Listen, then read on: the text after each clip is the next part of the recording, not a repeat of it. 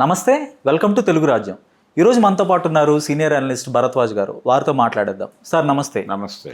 Sir, Tamil Nadu ఎన్నికల ఫలితాలకు సంబంధించి ఒక అనూహ్యమైన పరిణామం అయితే చోటు చేసుకుంటుంది. వాస్తవంగా సర్వేలన్నీ కూడా డిఎంకే అధికారంలోకి వస్తాయి. అలాగే అన్నా డిఎంకే రెండో స్థానంలో 70 నుంచి 80 సీట్లకు చేరుకుంటుంది. అలాగే టీవీకే, విజయ్కి సంబంధించిన టీవీకే పార్టీ 30 సీట్లకు పడిపోతుందని చెప్పారు. కానీ అనూహ్యంగా అన్నా డిఎంకే రెండో స్థానంలో కొనసాగుతోంది సర్వేలు చెప్పినట్టుగానే. కానీ డిఎంకే మూడో స్థానానికి పడిపోయింది. ఇప్పుడు టీవీకే అధినేత విజయ్ ముఖ్యమంత్రి పీఠాన్ని అధిష్ఠించే పక్షంలో ఏ పార్టీ తన మనుగడని కోల్పోయే అవకాశం ఉంటుంది? డిఎంకేనా, అన్నా డిఎంకేనా? అంటే విజయ్ ఏడీఎంకే స్థానంలో కుదురుకుంటాడా లేదా అనేదే చర్చ. అంటే ఏడీఎంకే వైపు టర్న్ అవ్వాలి. జనరల్గా తమిళనాడు ఎన్నికల ధోరణి, ఓటర్ ధోరణి ప్రతి ఎన్నికల్లో కూడా ఒక ఆప్షన్కి వెళ్తారు అని.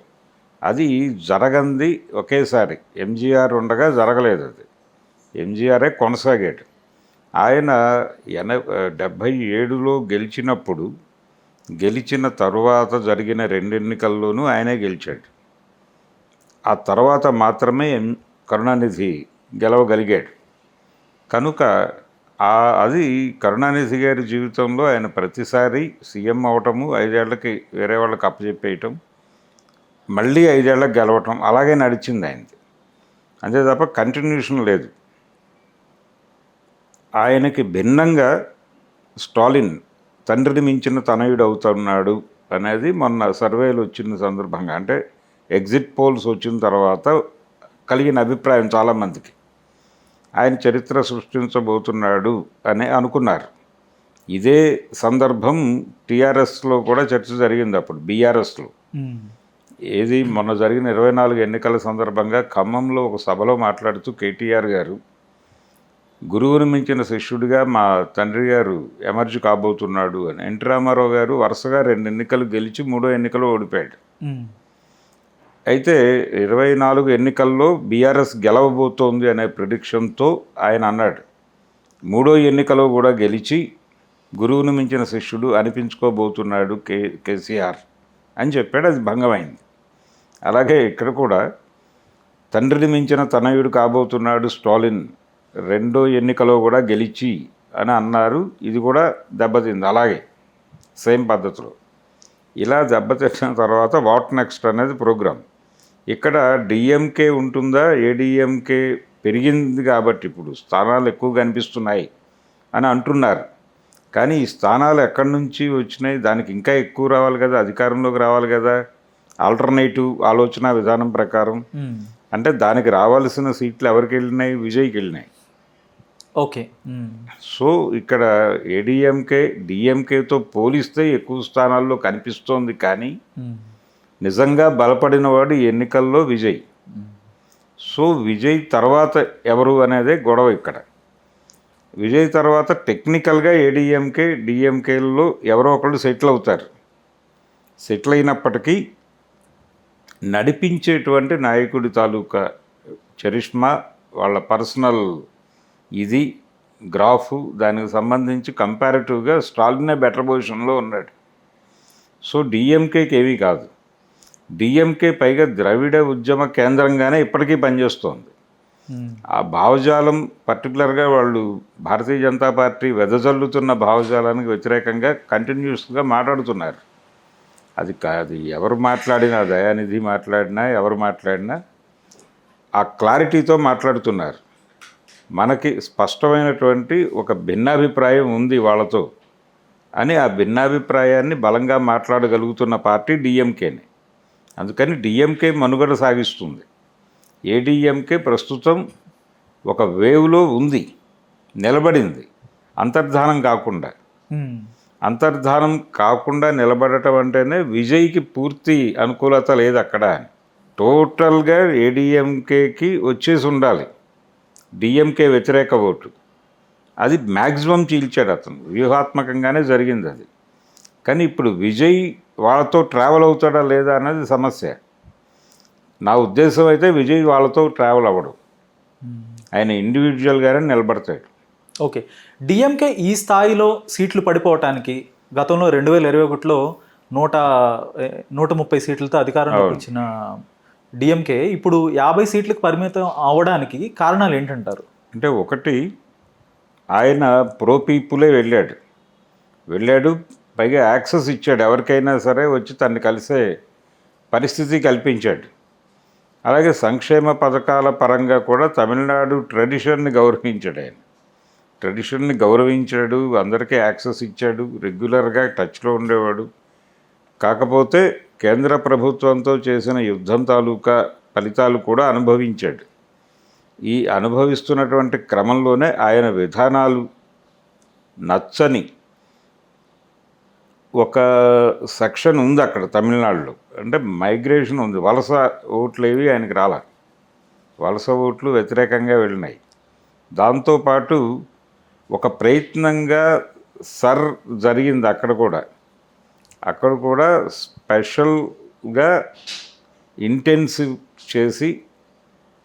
చేసినటువంటి ఓటర్ల జాబితా సవరణల తాలూకా ప్రభావం కూడా ఉంది. అలాగే కొంత మైనారిటీ ఓట్ బ్యాంక్ కన్ఫ్యూజన్లోకి వెళ్ళింది. ఇవన్నీ కలిసి సాలిడ్గా ఆయనకి వెళ్ళకపోవడం వలన ఈ తేడా జరిగింది. అంటే మైనారిటీ ఓట్ బ్యాంకు అటు కన్సాలిడేట్ కాకుండా అది డీవియేట్ అయ్యి విజయ్ వైపు వచ్చింది, అది కనిపించింది విజిబుల్గానే. అలాగే ఏడీఎంకే కూడా అది సాలిడ్గా విజయ్ వైపు టర్న్ అయింది. అందుకని మీకు అక్కడ ఓట్ పర్సంటేజ్ కనిపిస్తోంది, వీళ్ళకి తగ్గింది, అక్కడ పెరిగింది. ఓకే, మధ్యలో ఏడీఎంకేలోకి వెళ్ళాలి. సో ప్రభుత్వ వ్యతిరేకత పాత్ర అయితే ఇందులో లేదంటారు? ప్రభుత్వ వ్యతిరేక పాత్ర ఉంది కొంత, కానీ అది వీళ్ళు ఊహించినంత కాదు, ఇతరేతర శక్తుల ప్రమేయమే జరిగింది అక్కడ. నిజానికి ఎలక్షనీరింగ్ కూడా అంత బలంగా బెంగాల్లో జరిగినంత బలంగా జరగలేదు. ఈ కానీ ఇతర అంశాలు కూడా బెంగాల్లో జరిగినంతగా ఇక్కడ లేదు. ఓకే, కానీ ఇక్కడ వ్యూహం అంటే బీజేపీకి చాలా క్లారిటీ ఉంది. వాళ్ళు సౌత్లో అన్ని రాష్ట్రాలని తమ అదుపులోకి తెచ్చుకోవాలి అని అనుకున్న తర్వాత ఆపరేషన్ ఏపీ కంప్లీట్ అయింది. ఆంధ్రప్రదేశ్ ఇప్పుడు టోటల్గా వాళ్ళ కాంపౌండ్ రాష్ట్రం. నెక్స్ట్ తెలంగాణలో ఉన్నది కాంగ్రెసే, కానీ రాహుల్ గాంధీ గారి మాటలకి తెలంగాణ ప్రభుత్వ ఆచరణకి పొంతన ఉండదు. ఆ పొంతన లేకుండా నడిపిస్తోంది వాళ్ళే, బీజేపీని. సో బ్యాక్ ఎండ్లో వాళ్ళు ఉన్నారు. సో ఇది కూడా కంట్రోల్లోనే ఉంది, వాళ్ళ అభిప్రాయాల మేరకే నిర్ణయాలు జరుగుతాయి ఇక్కడ. తర్వాత కర్ణాటక వాళ్ళ కంట్రోల్ ఉంది. కేరళ కూడా ఇప్పుడు వాళ్ళ ఆపరేషన్ సక్సెస్. వాళ్ళు ముందు ఎల్డీఎఫ్ని పక్కకి జరపాలి అనుకున్నారు, ఇప్పుడు ఇమ్మీడియట్గా అధికారంలోకి రావాలని అనుకోవాలి. ముందు ఎల్డీఎఫ్ని పక్కకి జరిపి యూడీఎఫ్ వచ్చేస్తే ఆ తర్వాత యూడీఎఫ్ని మనం ఆపరేటివ్ సిస్టంలోకి తెచ్చుకోవచ్చు అనుకున్నారు. వాళ్ళ దగ్గర ఒక ఆపరేటివ్ సిస్టమ్ డెవలప్ చేసుకున్నారు, అదేంటి హిందుత్వ ఆపరేటివ్ సిస్టమ్ దాని పేరు. ఓకే, ఈ ఆపరేటివ్ సిస్టమ్ కిందకి కొడితే ఆ బ్రెయిన్స్ వచ్చేస్తాయి, అన్ని బ్రెయిన్స్ దీని కంట్రోల్లోకి వస్తాయి. ఆ వచ్చిన బ్రెయిన్స్, కొన్ని బ్రెయిన్లు డిఎంకేలో ఉండొచ్చు, కొన్ని బ్రెయిన్స్ కాంగ్రెస్లో ఉండొచ్చు, కొన్ని బ్రెయిన్స్ ఏడీఎంకేలో ఉండొచ్చు, కొన్ని బ్రెయిన్స్ నక్సలైట్లలో ఉండొచ్చు, కొన్ని బ్రెయిన్స్ కమ్యూనిస్ట్ పార్టీల్లో కూడా ఉండొచ్చు. ఈ బుర్రలన్నీ కాంట్రాక్ట్లోకి వస్తాయి, వాళ్ళు పొల్యూట్ చేసుకుంటూ వెళ్తారు. ఓకే, ఈ పొల్యూషన్ చేసుకుంటూ వెళ్ళటానికి వాళ్ళకున్న ఈ ఆపరేటివ్ సిస్టమ్, అంత బలమైన ఆపరేటివ్ సిస్టమ్ ఇంకొకటి తయారు చేసుకోవాలి. ఓకే, డిఎంకేని ఓడించడం ద్వారా బీజేపీ తను అనుకున్న లక్ష్యాన్ని నెరవేర్చుకుంది అనుకోవచ్చా? తాము గెలవకపోయినా కూడా డిఎంకేని ఓడించడం ద్వారా విజయ్ అధికారంలోకి తీసుకురావడం సాధించింది అనుకోవట్లేదు, బీజేపీయే సాధించింది. డిఎంకేని దెబ్బ కొట్టాలనేది ప్రోగ్రాం. ఎందుకంటే భావజాలపరమైన శత్రుత్వం కూడా ఉంది వాళ్ళకి. రాజకీయ శత్రుత్వంతో పాటు పునాదిలో ఉన్నటువంటి భావజాలపరమైన గొడవ కూడా ఉంది. ఉత్తరాది దక్షిణాది గొడవ, అలాగే ఉత్తరాది దక్షిణాది గొడవ కాదు, భావజాలం అంటే వాళ్ళు యాంటీ రాముడు, ద్రవిడ భావజాలం, అలాగే ఉత్తరాది భావజాలం. అందుకని ఉత్తరాది అనేది కూడా ఒక అంశంగా పనిచేసింది. నేను అన్నది ఇందాక, అందుకే సెటిలర్స్ ఓట్ బ్యాంక్ మెడ్రాస్లో ఉంది బలంగా. వాళ్ళు కూడా నెగిటివ్ చేశారు డిఎంకేకి. డిఎంకే సీట్ల తగ్గుదలలో వాళ్ళ పాత్ర కూడా ఉంది, వాళ్ళని ఆపరేట్ చేశారు వీళ్ళు బయట నుంచి. మరొక అంశం సార్, ఇప్పుడు డిఎంకే అధికారం చేపట్టబోతుందని మెజారిటీ సర్వేలు అయితే చెప్పినాయి. అలాగే టీవీకే విజయ్కి సంబంధించిన టీవీకే పార్టీ అధికారం చేజిక్కించుకోబోతుందని ఒక్క సర్వే మాత్రం చెప్పింది. అంటే ప్రభుత్వ వ్యతిరేకత అంత బలంగా విజిబుల్గా కనిపించలేదు సర్వేలకు వెళ్ళినటువంటి సర్వేల అంచనాలు ఎందుకు తప్పాయన్నది ఇక్కడ నా ప్రశ్న. అందుకే మీకు ప్రభుత్వ వ్యతిరేకత విజిబుల్గా ఉంటే అది బలంగా వచ్చేది. రాకుండా ఎలక్షనీరింగ్ జరిగింది. ఆ ఎలక్షనీరింగ్ అనేది మీకు సర్వేల్లో కనిపించదు. ఓకే, స్ట్రైట్గా వాళ్ళు కొన్ని సెగ్మెంట్స్ అనుకుని ఆ సెగ్మెంట్స్ దగ్గరికి వెళ్ళి వాళ్ళ సఫాలజీ ప్రకారం వెళ్ళి కొన్ని ఒక క్వశ్చనీర్ ఇస్తారు. ఆ క్వశ్చనీర్ నుంచి వచ్చిన సమాధానాల ఆధారంగా ఈ అంచనాలు కడతారు. ఇది కదా జరిగే ప్రాసెస్. ఈ ప్రాసెస్లో ప్రభుత్వ వ్యతిరేకత ఎవరు వ్యక్తం చేయలే. అంటే కొంత సంతృప్తి ఉంది జనాల్లో. ఆ సంతృప్తే కనిపించింది సర్వేల్లో కావచ్చు, లేకపోతే ఈ ఎగ్జిట్ పోల్స్లో కావచ్చు. అందుకని మీకు అక్కడ ఎన్డీఏ ప్రభావం అంటే మీకు డిఎంకే వ్యతిరేకత కనిపించలేదు. ఓకే. ఇప్పుడు 2021 తమిళనాడు ఎన్నికల తర్వాత, అలాగే 2016లో జయలలిత మరణించారు. తర్వాత 2021లో డిఎంకే విజయం సాధించింది. దీని తర్వాత అన్నా డిఎంకే భవిష్యత్తు అగమ్య గోచరంలో పడింది. అన్నా డిఎంకే ఇక కొనసాగదు అనే ఒక అంచనాలు అయితే వినిపించాయి.